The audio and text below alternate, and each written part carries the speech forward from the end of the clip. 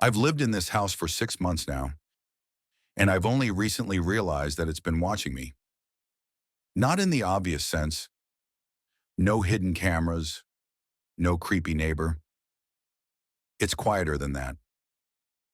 Patient. When I first moved in, I noticed the walls were thick. Not old-fashioned, solid wood thick. More like hollow, like there was space inside them. I didn't think much of it. This was an old Victorian place after all. Plenty of weird quirks. The first night, while unpacking, I noticed faint pencil marks along the baseboards in the hallway. They looked like random scribbles at first. A child's drawing, maybe. But when I crouched down, I realized they were numbers. Tiny, almost too faint to read. 13, 26, 42, 58. They didn't mean anything to me, so I shrugged it off. The weeks passed. Every few nights, I'd hear something, faintly tapping inside the walls. Always between midnight and 1. Not mice. It was slower than that. 2 taps. 3 taps. Almost like it was counting. I mentioned it to my neighbor, Mrs. Howell, an elderly woman who's lived next door for decades. She frowned, then told me in a low voice, "You should leave those numbers alone. Don't look for them. Remember." When I asked her what she meant, she shook her head and shuffled away. By the second month, the numbers had changed. The hallway ones were still there, but now there were new ones scratched faintly on the doorframe of my bedroom. 71, 84, 99, same small handwriting, same careful spacing, and now I could hear the tapping right behind that doorframe at night.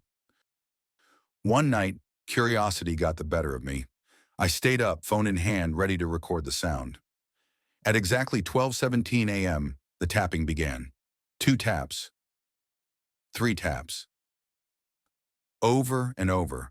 I leaned close, pressing my ear to the wall. That's when I heard it. A whisper. A voice so faint I thought it might be in my head. It wasn't saying words exactly. It was counting, in the same rhythm as the taps. I stumbled back, my phone slipping from my hand. When I picked it up to check the recording, there was nothing. Just silence. The next morning, there was a new number on the wall where my ear had been. 112. And the strange thing? My ear hurt, like I'd been listening too long to something that didn't want to stop. By month 3, I couldn't avoid it anymore. The numbers were everywhere now, under the windowsill, behind the fridge, even faintly etched into my bathroom mirror. Always in the same handwriting. And the tapping was louder. Closer. Sometimes it wasn't just taps. Sometimes it was scratching. I started looking them up, thinking maybe they were coordinates or some kind of code. But they didn't match anything. No maps, no dates, no cipher I could crack. Until I noticed a pattern. Each number was higher than the last. They were counting up. One night I made the mistake of counting along. 97, 98, 99, and then, as if it knew, the tapping stopped. Everything went silent. For a full minute, I thought it was over. Then, a new sound began, a slow, dragging noise coming from inside the wall, getting closer. I grabbed a hammer from the kitchen and, against every instinct, started prying at the drywall in my bedroom. The space inside was pitch black, and the smell that came out was like damp earth and something rotting. I shined my phone light in. At first, I thought I saw insulation. Then I realized it wasn't insulation. It was hair. Matted, filthy clumps of it, pressed into the wood beams, and in the center, a patch of skin. Human skin, pale and veiny. It shivered when the light touched it. I dropped the phone and staggered back. From the darkness inside the wall, something whispered, 113. I didn't sleep that night. I stayed in the living room with all the lights on, but the tapping still came. This time, from every wall at once. The next day, I called a contractor, pretending I needed to check for water damage. He took one look inside the wall I'd opened, went pale, and told me he couldn't work here. He left without saying why.